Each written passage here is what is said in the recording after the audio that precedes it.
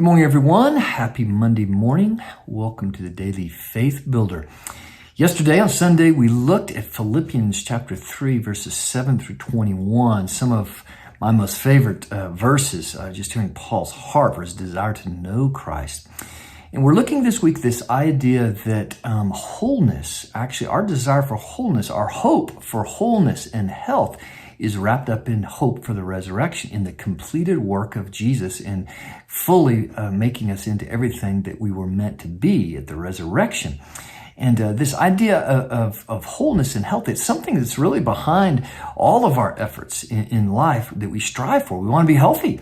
And sometimes we go way overboard on that and try to fight against that enemy of death, that just an aging that we can't fight against. Ultimately, death wins at least the physical battle, but the war is won in the sense that Jesus is defeated. He's conquered death, and we have the hope of resurrection and the wholeness of our body. Is that salvation is not just a spiritual salvation, but it's a physical salvation, that God promises to save our body and to raise our body like Jesus's body was raised.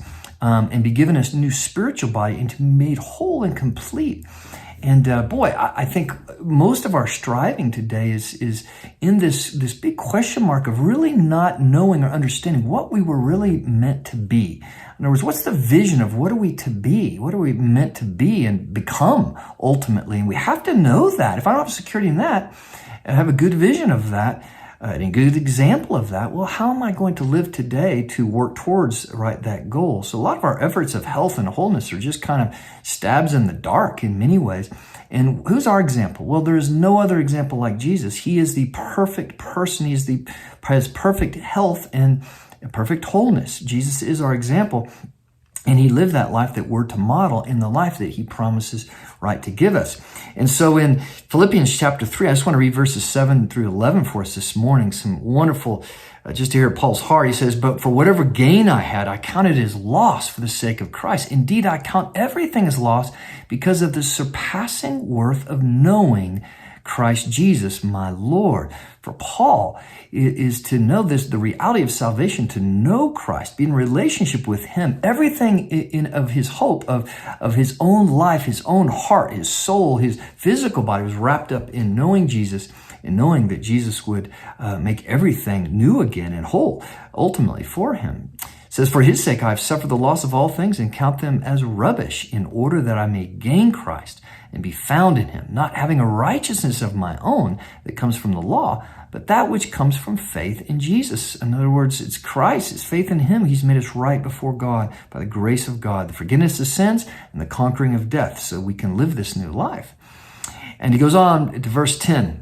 This incredible verse, "that I may know him in the power of his resurrection and may share in his sufferings, becoming like him in his death, that by any means possible I may attain the resurrection from the dead." For Paul, the complete aspect of wholeness wasn't just to make his own sanctification wholeness, but it was to see one day that his body would be brought, he would be made whole, just like Jesus was made whole.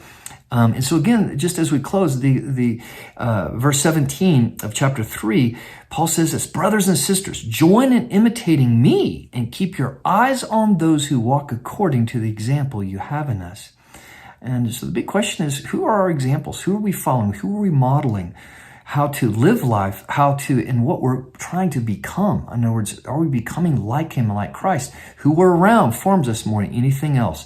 And we need to heed that. In this admonition, verse 17, "For Jesus is the perfect example of health and wholeness. There's no one better, to follow and be our example." And Hebrews tells us that he's the same yesterday, today, and forever. And he's the one that will make us like him one day. So I hope that encourages you this morning. God bless.